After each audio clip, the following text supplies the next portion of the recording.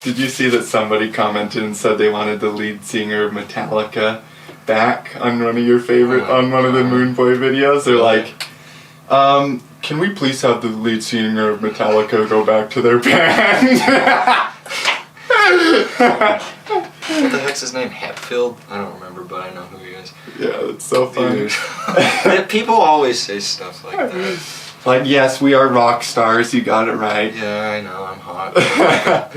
Alright, welcome to the Moon Boy podcast. This is episode 14. We're going to be talking a little bit about altcoins and silver, and also touching up on how the whole market is likely to be bottomed, how we're getting ready for the biggest cycle we'll probably see ever in the crypto markets, at least as far as percentage goes. And also just, going over stories, talking about what's happened, updates in our journey in investing and crypto's a lifelong profits. journey, and we've been here for a long time to be able to experience all of these highs and lows of the cycle. This cycle's been way more enjoyable, hands down, than any of the other ones. I mean, obviously, if we go back to like way back in the day, if we looked at Bitcoin when it was just starting that uptrend in the last cycle, that uptrended for like a year sideways, but this one has just been, 20,000 to 3.2, 3.2 barely accumulates and jumps straight to 14K, then 14,000, 72% back down to 38. It's been insane, and I think it's way more enjoyable to actually be able to experience all of that compared to the last one where it was, just a steady uptrend and as it went more and more parabolic. Yeah, that's how I feel. And by the way, you guys, make sure before we get started here, make sure you hit that like button, as well as subscribing to my channel and Donovan's channel, because we're always collaborating on this crypto stuff together. We both provide VIP courses if you're looking to accelerate your learning. We both, didn't really know what we were doing when we first got into this stuff, and we've taken all of the strategies, all of the courses, all of the books, all of the mistakes that we've learned, and basically compiled it into our own courses. So make sure you go check out Donovan's course. Make sure you go check out mine as well. One other thing is we have both been working on an ebook that is like completely finished. We got a little bit of finishing touches, and that's going to be totally free for anybody. And we're going to be giving that away. So make sure you guys show some support. Let us know in the comments section who wants access to this ebook, because it's full of a lot of really cool information that's going to help a lot of you new guys getting into crypto investing. Honestly, if I would have had the ebook that we're giving away to you guys for free, I would have been able to make like $10 million in the first crypto cycle. Yeah, really. But everything, it's all hindsight. So one of the things that's interesting that I really like that I've learned in my life is to fail fast, make mistakes fast. I don't believe in actual failure because everything is a learning experience. But the whole 2017, 2018 cycle was like, make a lot of things right, but also make a lot of mistakes and just fail fast, and it taught us so much. So we took all that experience, that life experience, that experience in the markets, making tons of money some days, losing money other days, and we compiled it down into an ebook, which is completely free, and then also the VIP courses to even go further than that and accelerate your learning. Always. So one of the things that I'm really, really excited about is Tezos. I've been putting money into Tezos. And honestly, the phrase Tezos tell you Bezos has me like, I cannot stop thinking about that little phrase. I wake up in the morning and my brain's like, Tezos tell you Bezos. You should just get it tattooed on you. Oh, little hashtag Tezos till I Bezos. We can start that new crypto trend. All the big Tezos supporters that were here early on, because, for me, really, at the time, we look at Tezos, and Tezos has been leading the market. It's outperformed the majority of the market. Like Chainlink, these two have really been setting the standard for the rest of the crypto space. And I was starting to buy my first bags at $1.11. That's where I bought my first bit of Tezos. And then I bought again at $1.23. Then I bought again at $1.36. So average entry price about $1.23. And it's just amazing because it's not like I have a giant amount of money into that, but off of the staking that you earn as well is you're making all of these insane profits every single day. It just continues to outpace the market.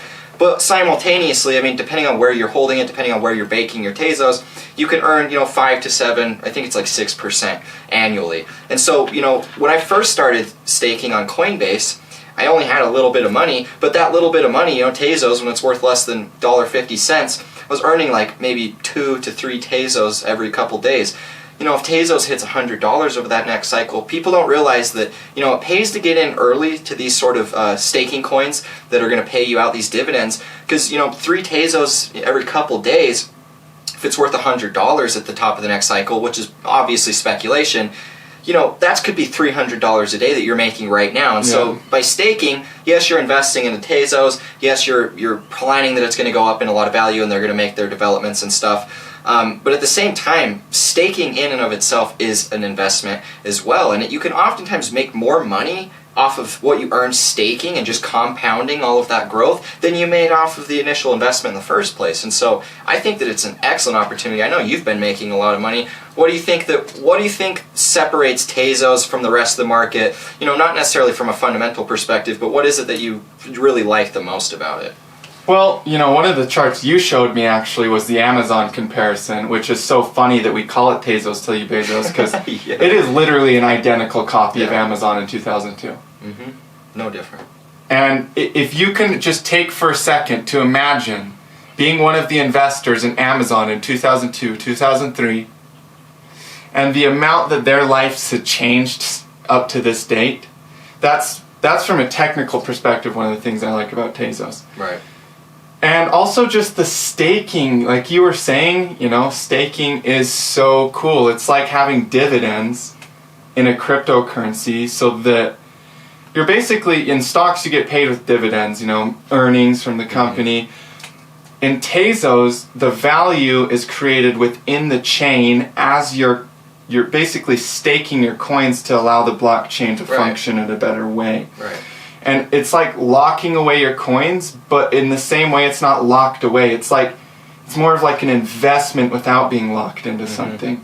And that's really what makes Tezos so cool. And people in the last cycle, the whole BitConnect thing, anything, in my view, anything that tells you to lock it away and you don't have access to it could be a scam. I'm not saying it has to be, but it could be a scam. And so Tezos basically gives you like these crazy daily percentage gains based on staking, but it's not a scam. It's not BitConnect. It's not, and so that's really attractive to me, that it's a legitimate way to generate real value within the chain, that everybody that stakes gets paid for it. I agree. 100%. It's a high incentive to buy and hold. Yeah, exactly. And, that actually brings up a really valid point. I think that that's why we're going to see such a big market cycle for Tezos heading into this next bull run, specifically because of the fact, you think about how many exchanges out there are just going to be holding a lot of those Tezos, and they could just be earning off of all of that. Exchanges are making millions of dollars off of just staking and holding their Tezos. And so, big exchanges, they have incentives for holding large quantities. And so, they're taking up that supply, and they're just kind of locking it away. It's like early day Bitcoin. A lot of those early Bitcoins from the original addresses, a lot of them haven't even moved over this length of time. Can you imagine if there would have been staking for Bitcoin all the way back, when all of this was first starting, 2011 around? How could you imagine that would have been for those early investors if, if Bitcoin would have done the same things that Tezos is now? And that's why it's, with this next cycle, altcoins are going to be outperforming Bitcoin. It really will pay to have smart investments into the best altcoins. And in my opinion, we're always looking for the most profit. And it makes no sense why anybody wouldn't want to have at least some exposure to Tezos because of that staking. Because, it's a 2-for-1, literally. I mean, you're going to make money annually from staking. You're going to make money from the profits of it going up anyways. And so it makes sense to reach out, find these coins. I mean, with Tezos itself, it's also a platform for STOs. So all these security offerings and stuff, that's a platform where other people can be building upon, and it's only going to grow that entire ecosystem. And if you're able to, stake and earn in that ecosystem, why wouldn't you do it? It's also fun to just log into your account and see Tezos, because of the staking is just rising up in value instantly, live always. And what you said about exchanges, exchanges are going to move the markets, you guys. It's a fact of the matter. Exchanges made the most money in 2018, 2019. Those are the guys that really, really did well because they could see the order book, they could see what was going on, and they were able to produce extremely ridiculous amounts of wealth off of all of the trading that went on during those periods of time. Those same exchanges, they have high incentive to hold Tezos, right? Which is one of the reasons they're driving the price. And so when you're thinking in terms of an investor, you want to follow the whales, the breadcrumbs of the whales. And then as you follow the breadcrumbs of the whales, you start to eat so many breadcrumbs, you become a whale yourself. Big old fat whale. You're a big old fat whale yourself, which is how we've been feeling lately. So I think that the Tezos market is by far one of the best altcoins. And what you said about always wanting to make money, we all want to make money, but we want to do it with low risk. And in my opinion, these coins that are leading the market are the lowest risk. And what's interesting is the psychology. Everybody wants to fight trends. The psychology of people right now is, oh, Tezos already topped. Oh, you guys, why would you buy Link? Link has been moving up for so long. You guys, that's why you buy it. It's established the first uptrend. It's leading the market. These coins that are leading, that have strong trends, they're going to continue to lead. They're going to continue to grow.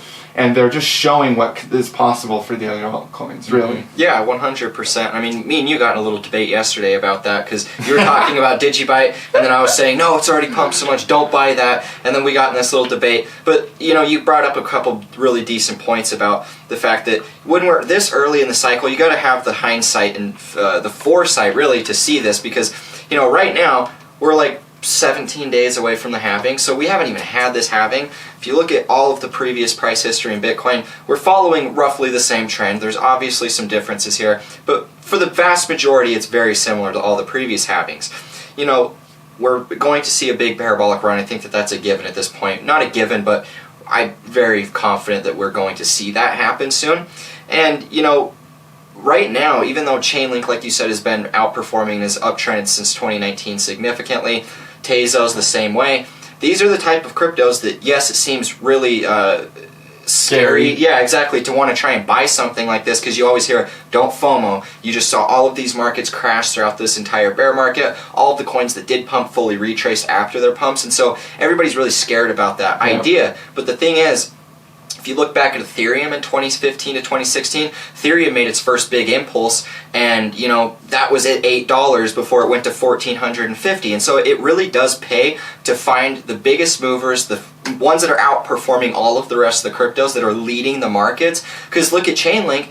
Bitcoin goes up, Chainlink outperforms it. Bitcoin goes down, Chainlink still goes up. So it's like, those are the ones that you want to make your money. Those are the ones that you want to time your investments now. Yes, Chainlink and Tezos have a higher circulating supply than other coins. I think Chainlink's like $1 billion and Tezos like 300 mil or something like that.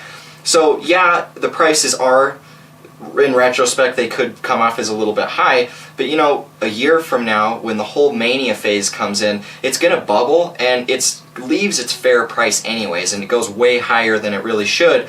And so right now, we're still at the early stages before that bubble even takes place, and right now you can make a lot of money by finding those best performing altcoins and just kind of making a plan. Yeah, I liked how you brought up the circulating supply. I think that one thing that a common myth in the crypto space, and I like how you addressed that primary concern people have, because it is a common myth in the crypto space that circulating supply equals price, or you know what I mean, circulating supply. If there's a high circulating supply, the price is going to be low. Okay, yes, if there's a high circulating supply, the price will be lower, but that has nothing to do with the percentage that it moves. The market capitalization is the true value of the coin. Yeah. And so you can have something that has an extremely high circulating supply, but if there's an extremely high demand for it, and the market cap keeps increasing, the circulating supply is basically a meaningless number in terms of what it can move in percentage gain. Right. And not only that, but I think that utility is a big factor as well. And I've been hearing this a lot, and you know, when I first started hearing this argument, I couldn't tell if this was just some hysteria or some belief system that retail investors were just kind of perpetuating. But the more that I think about it, the more that it actually makes sense. And I mean, obviously, circulating supply times price is the market cap, and vice versa. To find market caps just backwards. But with that being said, you know, you look at XRP, it has like 60 billion total circulating supply, peaked at $3.80. You know, if that same amount of money from the peak all-time high of XRP was in Chainlink, the price would be so much higher than it is now. Yeah. And the thing about that is, you know, a lot of these other cryptos that, like Tezos, like Chainlink, that weren't around for the last cycle, those are going to be the ones that are going to see a big rise, and those are going to be the ones that have this first real big bubble, like what we saw with Ethereum, what we saw with XRP in the last cycle, those type of big moves. And so I think that it's a real good opportunity to, you know, spot these ones out, find them, because, you know, you're going to make more money off of that. Even though if it seems right now that the market's already outpaced, it seems like it's going to stop going up.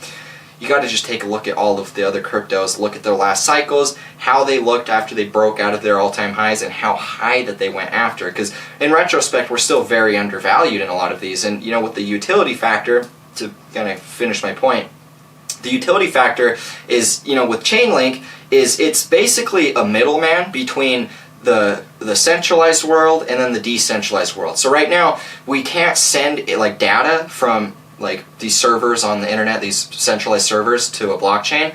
And so what they're actually using Chainlink for is a middleman to process all of that. So we can now send data from the real world and communicate to blockchain through Chainlink. And so that's the security. Yeah, exactly. And so that's a big utility. There's so much data in the world that how do you even price data per se? Yeah. There's a lot of factors that go into these cryptocurrency assets that we've never seen before. Money, so we is don't data. know how. Exactly. And so we don't know how exactly we're going to even value these necessarily, which means there could be way more money in these market caps than previous markets in history, which I think that there will, because not only they're a currency, not only are they store value, not only are they this and that, you know, they're what you make of it. And so they can have three different you know, utilities that kind of create the value.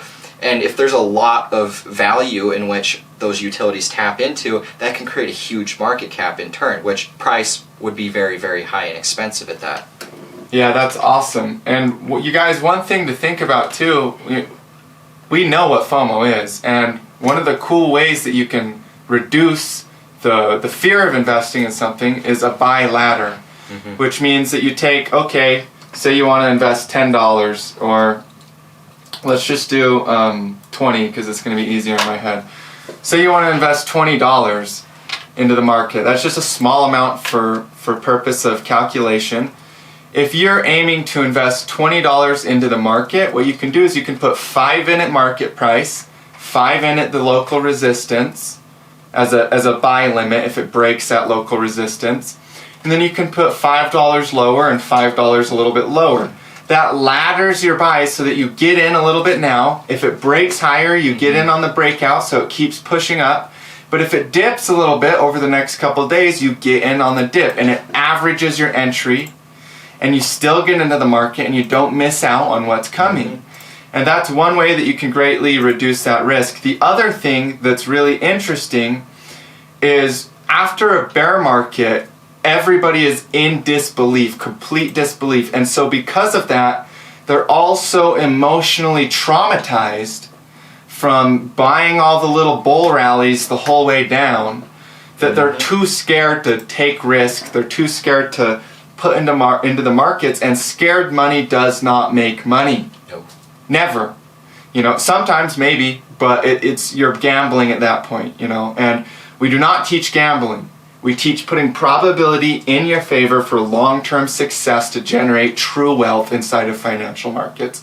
And so in order to do that, buy laddering is a great way to reduce some of that maybe traumatizing fear that you're holding on to from the bear market, still get in on a ton of different coins, and still be able to ride all of these amazing gains without a ton of risk, because you're going to get in at a nice average entry. Yeah, and that's what I've been telling everybody with inside my channel as well, and inside of my signals, was really just to cast these buy ladders, because the uptrend started, the dips are for buying, and that's what I've been trying to tell everybody. Even if you're not buying the exact bottom, even if you're not selling the exact top, that should be the least of your worries. All that really you should be doing is, you know, taking some profits if you're in profit. You see the market go up, you know, 20, 50, 100%.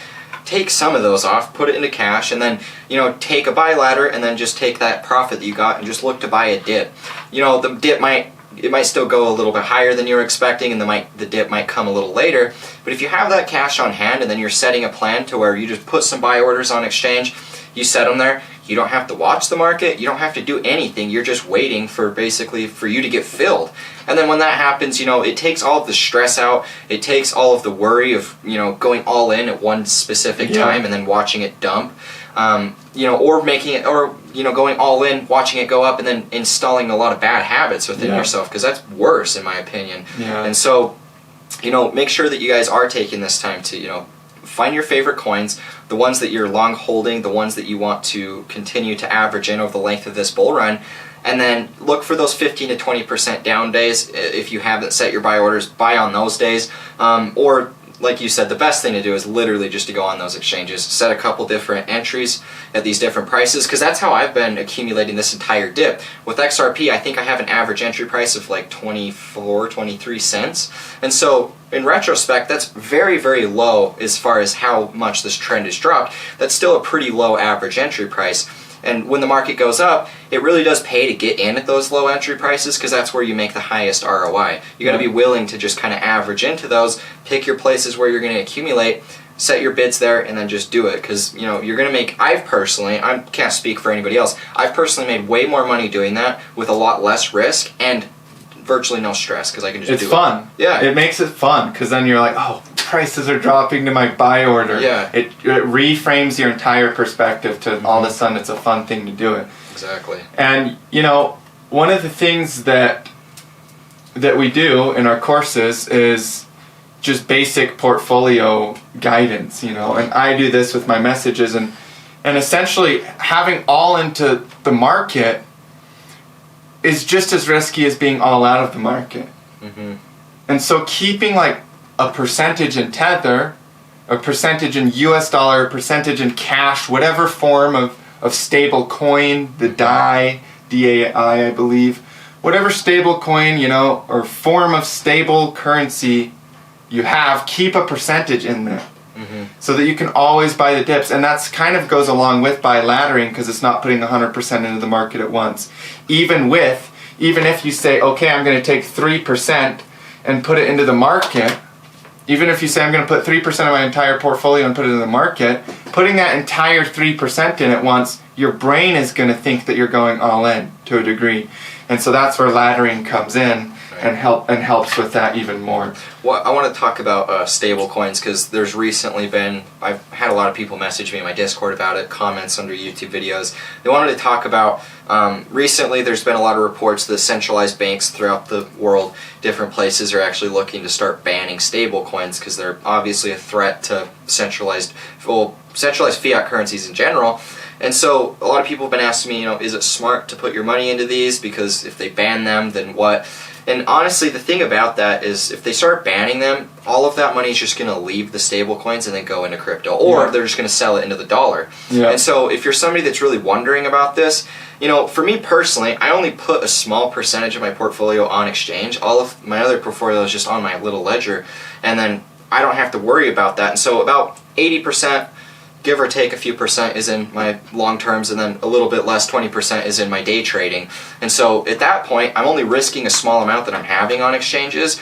And so, out of the 100% of my day trading portfolio, even though that's like a fraction of my overall portfolio, I've got even a smaller fraction of that in Tether, and then I have my open positions. And so by keeping that Tether, it makes it a lot easier for you to just kind of buy those dips, because you have the money, you have the cash ready to deploy. It's in a stable coin, because you can just immediately diversify on exchange. And then at the same time, I think that that's really important to have that little bit of cash at all times. And if you've got a lot more cash that you don't want to trust on an exchange, that's why Coinbase exists. You can just buy straight from your bank account. Yeah. Obviously, it's not going to be there the exact day, but signing up for Binance.us or any of the Binance, if you're not from America, you could get cash deposits within seconds after doing it if you're fully verified. So there's honestly a lot of ways that you don't even need to use a stable coin. If you wanted to just use the dollar or the euro or whatever the crap you're using, you can go about doing that, and you don't actually have to risk putting money in stable coins. But I honestly think that that's more of a fear. And as like a FUD. Yeah. You remember at the top of the market when everybody said, don't put your money into Tether because US dollar Tether is a scam, at the top of the entire market. Yep, exactly. So it's such a psychological thing, and in my opinion, even if there was a ban on Tether, on like stable coins, that just goes to show how much we need crypto, because of the centralized bank, centralized authority trying to control our money. Yeah, it's a good thing, really, because what's going to happen is these centralized banks are going to reach out and they're going to say, we got to ban these. These are a threat to our freedoms. Well, just a threat to their overall business, but they're going to call that out as a threat, and they'll try to pin it on your personal freedom somehow, like they always do.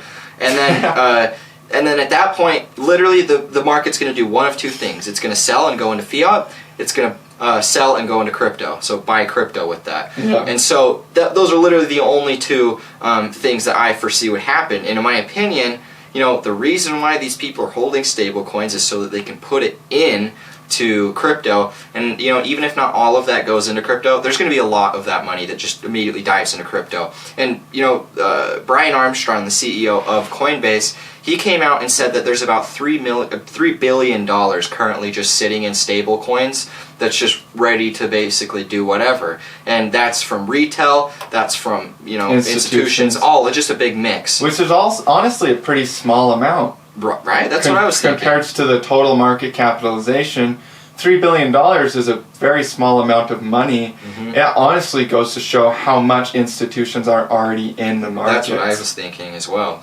Yeah, I think you should touch up on that because that's actually a really good point, honestly. Because if you think this isn't the bottom of crypto, you'd expect institutions to have maybe $100 billion in cash or $50 billion in cash, right. like 10 to 30 times more than that, so that they can buy the dip later. But what we're actually seeing is whales putting all of their cash in on every single dip possible, and the demand being driven up, and the delusional, euphoric bears being screwed by liquidations every single time we pump. Mm-hmm. Yeah, I think that's a really good point that you brought up, and it's just like stable coins are stable coins, like the biggest stable coin isn't a stable coin. The biggest stable currency is the US dollar, and we have demand of the US dollar already going into Bitcoin. Yeah, $3 billion, I would bet that most of that's in retail, and I bet a lot of retail took to Tether recently with this sell-off, and then they've been holding Tether, waiting for lower lows that never came. $500 Bitcoin. Yeah, exactly. I think 12-cent Ethereum. Exactly. Yeah, seriously. Oh, guys, go all in on those FTX tokens. FTX short. Go ahead, put your whole portfolio in FTX short positions. You're gonna make so much money. I don't know what to bear euphoria. All those FTX people, I understand them, but for me personally, too volatile. I don't want to mess with FTX tokens. I've been looking at the charts, and for my personal trading plan, it doesn't make sense for me to do that. Yep. I have enough invested that I can minimize my risk. I don't have to mess around with those. If I really want to use leverage, I can just go use leverage, set a stop loss, and everything's fine. These FTX tokens, like FTX Bear and Bull, basically, you're just buying a cryptocurrency that's kind of valued to whatever crypto. So like an ETH Bull would be an ETH cryptocurrency value to the value of Ethereum, but it's like 3 times as volatile. And so if it's a bull, it means if Ethereum goes up, it goes up 3 times as much. If it goes down and it's ETH bear, then it goes down 3 times as fast as Ethereum. And so it's a way for you guys to use leverage tokens without actually having any leverage trading. Positions, yeah, and so you don't have to pay fees, you don't have to pay lending. Extremely high risk, though. Yeah, high risk. I don't recommend anybody do that, but I've been noticing a lot of people in my Discord, when after we had this sell-off, people were loading up on these FTX shorts on Ethereum, and I told them, I was like, don't do it right now, wait for the impulse to happen, and if you're going to do it after that point. Yeah, but don't do it in the bottom in a red candle. Yeah, exactly, and that's what I said, and then the next day, Ethereum pumped like 5% throughout that day, and I logged onto my Discord, and I said, I hope that you guys that were in those FTX positions set stop losses.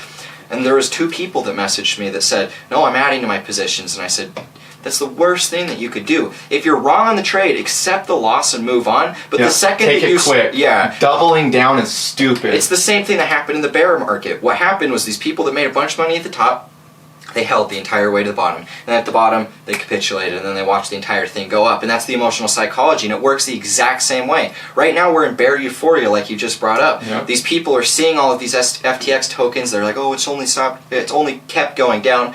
All their favorite traders are showing $8 Ethereum targets. And then, what happens is they get too over-leveraged, they make dumb decisions, and then they start fighting the entire bull run trend back up, which is going to be the thing that makes you the money in the first place. That's why we're all here. It's not that because we don't join in the bear market to short the market and leave. Yeah. We freaking join because the bull run makes us way more money. People that short the market now have more capital to deploy in the bull run. So you don't want to be the person fighting that trend.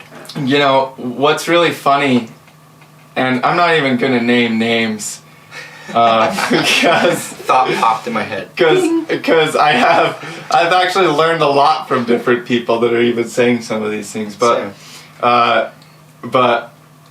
what's really, really interesting to me is one of the same people that was saying that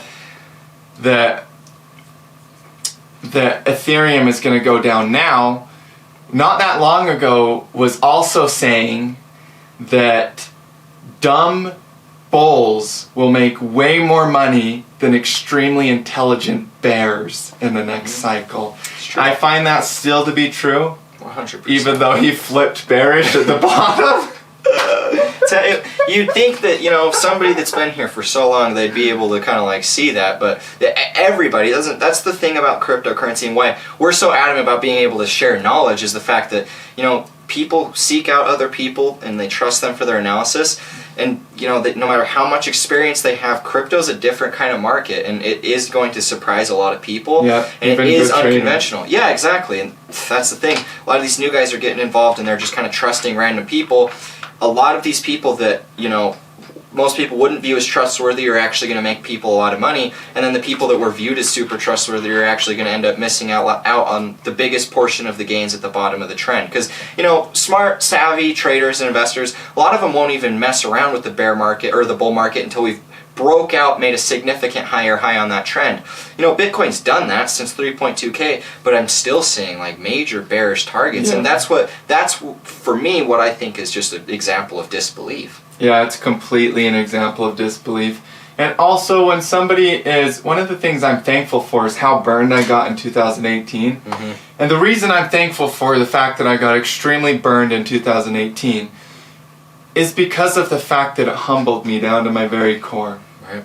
It like I was saying at the start of the podcast, make those mistakes, you know, because they're not even mistakes, they're teaching experiences.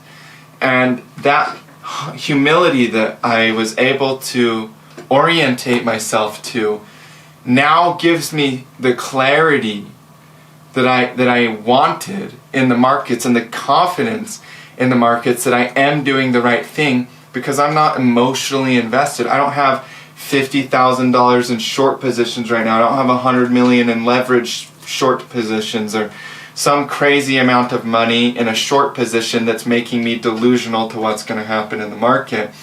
I do have money in the markets, and so yes, I obviously am going to think like a bull, but that's from a technical perspective, because I already got washed out so bad in the 2018 cycle that I literally see directly in front of me, like just clear as day, like the fog is gone, and the future is so clear to me. Mm-hmm. And I'm thankful for that personally. Yeah, because I mean, the biggest lesson in that bear market was the fact that we all had our trading plans and strategies that worked until the bear market stopped or started, and then they stopped working. And so, you know, you go from making a bunch of money, then the market corrects and you're trying to use the same strategies and you're starting to lose a bunch of money, and then it requires you to go through the stress of losing a bunch of money. It goes through the stress of you just trying to figure out what the heck you're doing wrong, you know, all of the negative self-talk and things that might pop up in those times that just can be even more detrimental to all of that. Yep. It's in those times that the best, most profitable traders are going to be able to figure out a plan that works for them. They're going to be able to move past those emotions, because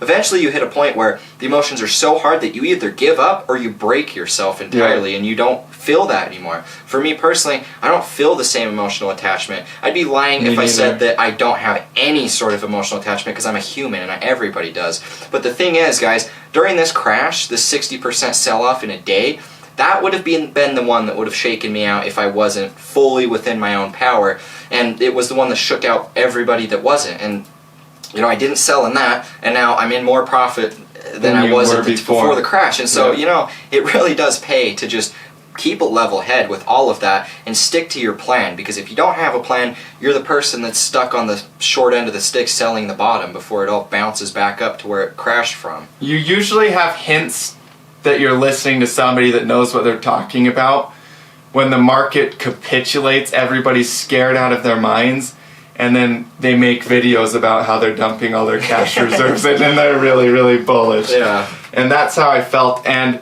you know, it's kind of what you said about breaking, that's such a good analogy, because that happened to me. I literally had essentially an emotional breakdown, but that made me so much stronger, and it actually allowed me to heal from all of that inner trauma, that inner fear that I was going through at that time. It made me way stronger of a person. But I broke, kind of like if you're training a horse. Like, you could think of the markets like you're a horse and you've got this trainer. At some point the markets are going to just break you, and you'll listen to the market, you'll follow its lead. And as you follow the market's lead, you're setting yourself up for long-term success. But getting your ego in the way, or getting frustrated, or getting mad, or giving up, that's one way to make sure that you're never going to ever be able to produce revenue, produce wealth, and generate life-changing, consistent wealth in the markets. 100%. I mean, I think back to 2017 when I was first starting to learn how to like trade consistently. That 2017 bear market where everything pumped super hard, and then we went through that short-term correction before we finished off the last bull run where Bitcoin went from like 3K to 20K. I remember that correction in the altcoins where everything pumped and then fully retraced, and I remember thinking about how much money I had at the top and how I just gave it all away. And I remember it being at the very lowest bottom and me just thinking in my head, I'm so sick of this, I'm just ready to completely give up. I hate trading, I would just rather just not even mess with this. I was so close at that point, and you know, I held through, thank God. Had James, had other people that were there, and we were all working on the same crap, and so I had incentives to just keep going, even though if it was by myself, I would have capitulated and been done with crypto. And that would have been that was at the very bottom before everything, went 50x or 10x, whatever it was. At the time, the investment that I was talking about did a 50x. Seller? Yeah, and if I would have sold that, I would have sold the bottom, and Exactly, and it really helps to have a community. Yeah. Like the Discord groups, it really helps to have a community of other people that are sticking to their guts, they're following their intuition, and sticking to their trades in a time of fear. So make sure you guys join our Discord. Shout out to our Discord. That's such a true point, and that's what...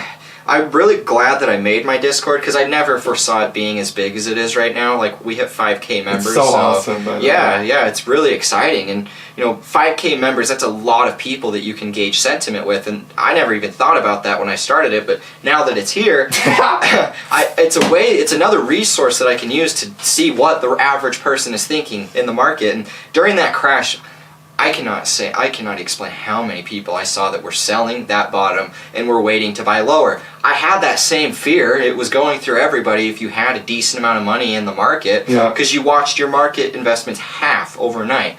You're going to feel something, but the thing that separated me from everybody else was I saw all of the TradingView charts, that you brought that up to me, how literally 70% plus, 9 out of 10 when it was at the bottom of the crash, maybe even 10 out of 10, we're all bearish. Including on the stock market, which rallied way higher than those dips already. Exactly. And, that was such a big shakeout. And I saw all the people in my Discord saying, I'm selling here, I'm going to buy lower. Everybody says it's going lower. And I saw that, and then that was the confirmation that I needed, that I just was doing the right thing by holding. And then you informed them after that to help as many people as you could revive that emotion. Exactly. And some people took the advice. A lot of people left hate comments.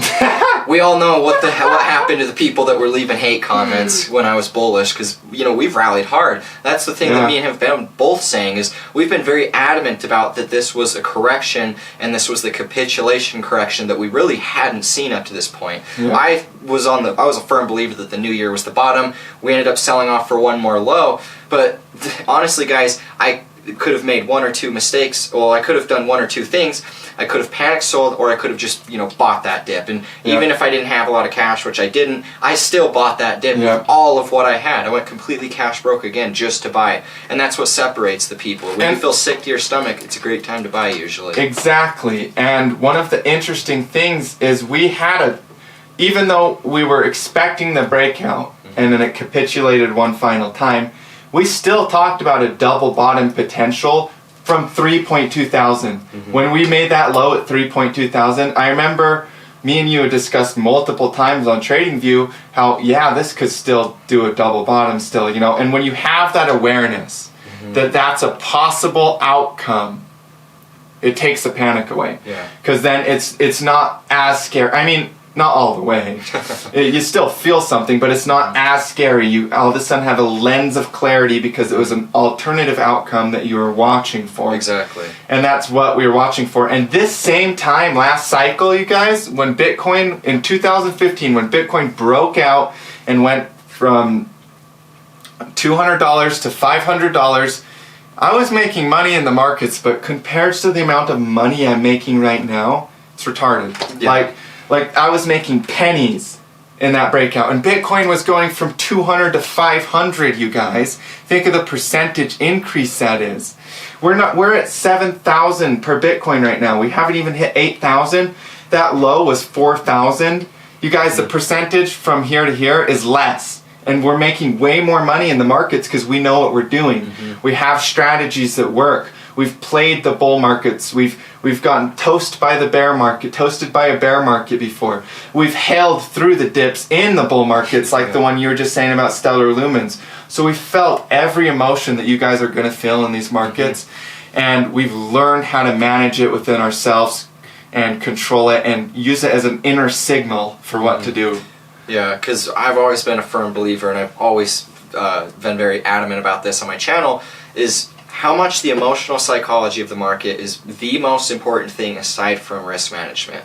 Those are the two things that you as an investor have to learn, because if you don't know the emotional psychology within yourself, you're going to create an emotional problem within your trading plan, and then you're just going to end up losing all of your money, because that's the way it works.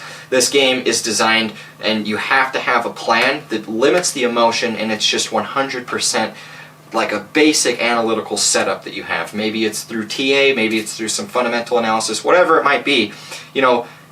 It's really important that you're allowing yourself to move past all of those emotions, because they will get wrecked. I mean, what we're seeing in Bitcoin right now is insane. I'm not even gonna lie. This Bitcoin market cycle is crazy, but that's why it's so profitable. And the so more exciting. volatility. Yeah, I'm having a good time doing this, even though, not too long ago we just crashed and I lost half my portfolio. My portfolio is now in more profit than it was before the crash, so I'm feeling really happy. And it's in these times where you can fully, feel that happiness, knowing that you weren't the person that panicked sold the bottom, but in fact, even if you weren't made buying the right a lot, choice. yeah, and it's so important to be in that situation, because it's going to help with the confirmation within yourself that you're on that right path. It's going to help with your profitability as well, and you're just going to be able to move out of these these boundaries that we hold within ourselves, and you're going to be able to just be kind of one with the market, and you're not going to be worrying, you're not going to be overthinking.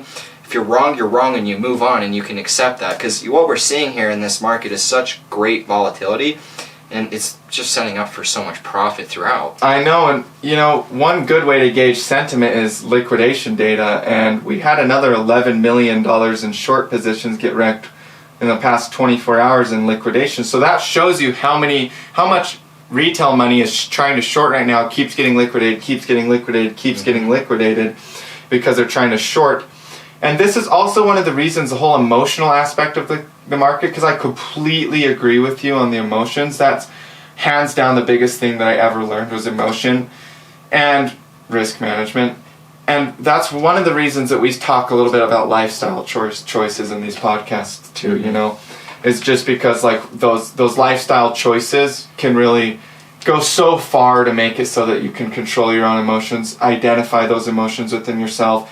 Because you're basically, if you're making the wrong lifestyle choices, you're basically running a subconscious operating system of your brain. It's literally just a program that's running, and you're not even consciously making the mistakes that you're making. So forgive yourself for the mistakes that you've made throughout the markets. Yep. Focus on your lifestyle, focus on the techniques that we teach, focus on joining good communities like ours and learning this stuff, because when you make those lifestyle changes, all of a sudden you realize, oh, I was only scared or mad at myself for feeling those feelings because I was operating with a bad mental operating system. And as you create a better mental operating system, you see it through the markets way easier. You see what others can't. Yeah, exactly. Yeah, I mean, I like how you brought up an operating system, because it's like you have this early version of Windows and it only can do so much, and then you get this new updated version why would you keep using this lower version when this new one offers so much more? And it's the same thing with your own subconscious mind. That's the reason why we always bring up meditation, is because you yourself are reprogramming that subconscious mind. And it's the exact same thing as looking at it in terms of a computer. You got to update your computer to get the advanced software so that you can do more advanced things. And that's why learning this stuff right now is going to be the same thing as updating your your operating system. You're putting updates on it, you're adding to your knowledge, your resources, so that you can start profiting on a completely different level. And I think the first thing is like risk management and understanding the emotional psychology. And then after that, the next update might be something else. Maybe you're learning TA. Maybe you're starting to learn fundamental analysis and you're buying courses or all of those things. And that's what's going to separate you from the rest of the pack. The people that invest in themselves, the people that are upgrading, constantly making those changes, and they are happy with that. Because, you can make all the changes you want, but if you don't feel like what you're doing is doing anything, you're not going to keep doing any of that in the first place. And so by making those changes, by continuing to stick with that plan, by learning from your mistakes, it's going to create, this ultimate investor in you that you're going to be able to go after not only crypto, but after this bull run, you'll be able to take those profits and then dump them into something else. Maybe precious metals, maybe the stock market, maybe who the heck knows? There's so many opportunity out there. Yeah, 3D printing technologies, all the different new technologies that are really created because of all these different revolutions that we have inside of the markets. And one thing that I just thought of while Donovan was talking about that is, and just a question to ask yourself, do you want to be Blockbuster or do you want to be Netflix? Yeah, that's and probably Netflix at some point will be replaced by some type of blockchain streaming video service, Soon. So you don't even want to be Netflix that much longer, but maybe a little ways. But so that's the question you have to ask yourself when it comes to lifestyle choices, when it comes to educating yourself, when it comes to investing into courses, into knowledge, into books, into communities. You have to ask yourself, do you want to keep the worst version and get left behind with the pack, and then have to live this life of despair and discontent and self-loathing? Or do you want to move with where the water is flowing, follow the path of the stream, and upgrade as we develop new technologies, as we develop new ways of managing money? And that's what cryptocurrency is. Mm-hmm. It really is, 100%. And, we just talked about all these skills needed to actually do all of that. And, we get to talk about a lot of different things on this podcast, talking about, the cryptocurrency markets, but moving past all of the technicals as well, because this is my favorite part of doing all of this, is be able to explain what's helped me, explain stories that we've both went through, and then be able to apply it to how other people out there in the community can actually take that in, because at the end of the day, everything that we're having right now is such a good opportunity. We can see it because we've been around the cycles, and what we're seeing right now is just, I get so excited about it every day. And, everybody else that's watching is in this exact same situation. They have the exact same opportunity. And what's great is the fact that, we now know so much more than we did in the last cycle. So at the top of the cycle, we can actually start warning everybody, be like, hey, seeing a lot of delusion. It's time to, if you haven't taken profits, take some profits. If you're going to hold some for the long term, do your thing. But it's going to be fun that we can actually, give those warnings, that we can speak out, because with how small the cryptocurrency community was in the last cycle, even the very best of analysts were still making very outlandish price predictions and stuff. And so there's a lot of people out there that are going to do that, and I guarantee that we'll do the exact same thing at the next top, because it's just the way it works. When the market's going up, you're always going to be planning for it to go up. You don't want to fight the trend until the trend changes. But that's the cool thing about making these podcasts, is the fact that, because we know when the trend changes, because we know how the cycles work, we're already going to be scaling out along that uptrend to where when the cycle tops, we won't be losing that much in retrospect, and it won't be such a huge deal, because it's a big deal if you bought really low, held all the way to the top, and then you're watching your total investment start dropping from the top. Whereas if you would have bought down here, taken some sells, you now have all of this guaranteed money, and when it starts dropping, you had a little bit of that portfolio left which went down, but it's not going to affect it's your long-term leftover holds that are going down, which you don't care because it's long-term. So it's like you said, laddering in, or what I was talking about earlier, laddering in but also that boils down to laddering out too when it's the right moment. Yeah. You know, and I'll bet you we'll have stable cryptos and stuff to go into that aren't just based in a blockchain, or that are based in a blockchain that aren't just based in fiat currencies. Government-backed digital fiat currencies at that point. I'm going to go out on the limb and say that. I personally believe that by the end... confirmed. Yes. Illuminati.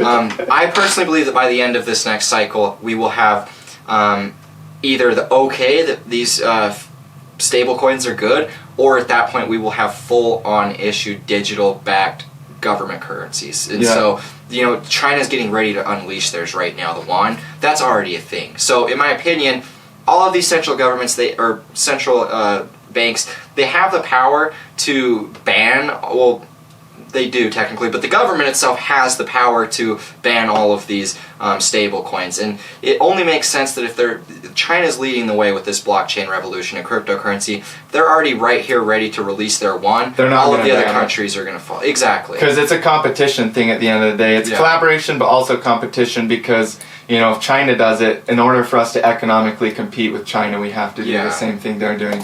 And, you know, people are like, oh, well, government-backed digital tokens, is that going to replace crypto? Well, do you guys really think that the government-backed digital token is going to be the ones that the majority trusts?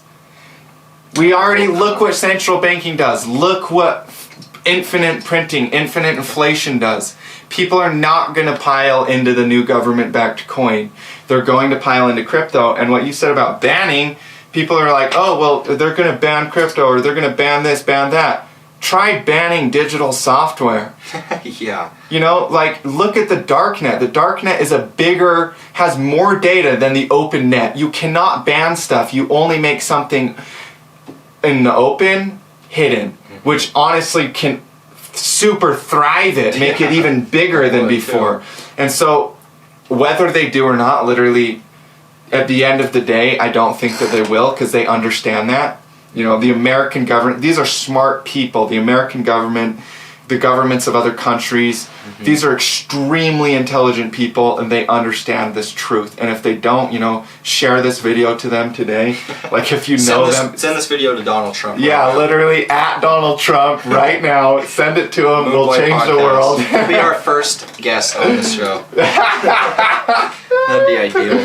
Oh, that's funny. I agree 100%. I think it's more or less just FUD at this time. And realistically, to me, I mean, if the governments come out and they unveil these big digital currencies and they start charging ridiculous fees, there is going to be a solution that is built and created, and they will not be able to do anything about it, and that's what will happen. And so they're either going to have to join the stablecoin movement and be just the same as the dollar, which will end up crashing because it's a government-based token still at the end of the day. Both roads lead home. They're both going the exact same way. No matter how many twists and turns it takes, it's going the same place. And the jack is out of the box at this point. You cannot fight it. The idea has been born. The seed has been planted. And at the end of the day, I mean, if they really started banning stablecoins, I'm already all in on crypto, so for me, I don't care. It's just going to probably pump my crypto bags more because everybody will be loading into the cryptos. So I think that there's ways around it. We have coins like XMR that protect your privacy. We have cryptos like Bitcoin that, you know, you're not going to be able to hack the system. Yeah, it's just we have solutions. Yeah, exactly. There's things now at this point that protect us, and it's only going to continue to grow from here. We now have cryptos that are coming out like Chainlink that are now starting to solve all of the issues between centralized, decentralized communication. Yeah.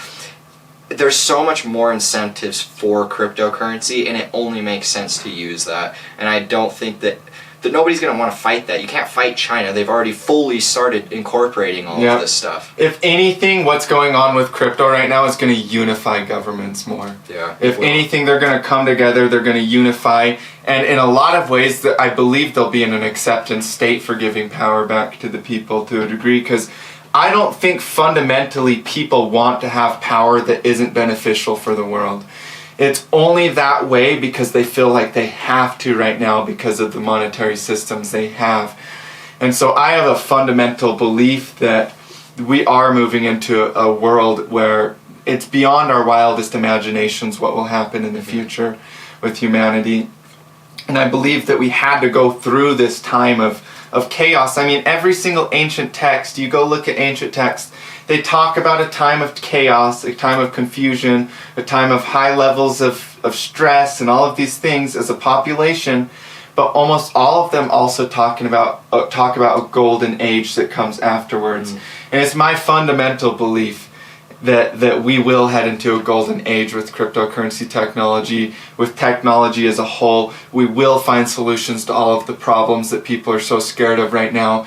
It will blow your mind how smart humans really are. I have so much faith in humanity. Yeah, I agree 100%. And I mean, there's obviously going to be those corrupt players in the world, but cryptocurrency is our way that we can actually, fight that trend, and we can do our own to, distance ourselves from all of that, because right now we're coming from a world where global markets are manipulated. You have these big people that are manipulating not only the world markets but the government through the Federal Reserve. They have all of these, there's so many places inside of our world today. Fundamental society is built upon manipulation on some degree. There's some big player doing something and it's hurting somebody else. And that's the entire system right now. So the second that we're implementing trustless systems, the second that these people can't manipulate code, they can't change any of these things. Math is the same forever. Yeah. What is done, and they are going to have to just adapt and move to that. They've already accumulated their wealth. They'll go about doing, if they're corrupt people, they'll go about doing it in different ways. But